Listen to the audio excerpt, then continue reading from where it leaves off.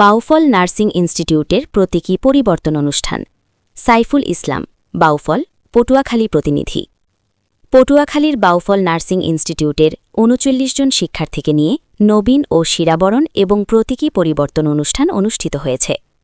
শনিবার ১৭ ডিসেম্বর দুপুর ১২টায় বাউফল উপজেলা নার্সিং ইনস্টিটিউট মিলনাওতে এর আয়োজন করা হয়।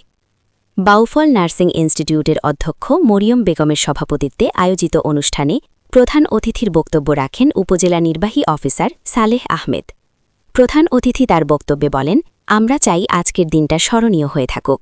আমরা যাতে আলাদাভাবে গর্ব করে বলতে পারি বাউফল নার্সিং থেকে এসেছি।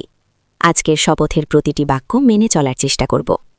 কর্মসূচিতে অন্যান্যদের মধ্যে উপস্থিত ছিলেন উপজেলা স্বাস্থ্য ও পরিবার পরিকল্পনা কর্মকর্তা আব্দুর রৌফ, বাউফল প্রেস ক্লাবের সাবেক সাধারণ সম্পাদক ওহিদুজ্জামান ডিউক, সহকারী অধ্যাপক ও প্রেস ক্লাব সদস্য ওহিদুজ্জামান সুপন ও রিপোর্টার্স ইউনিটের সভাপতি সিদ্দিকুর রহমান সহ শতাধিক নার্সিং শিক্ষার্থী।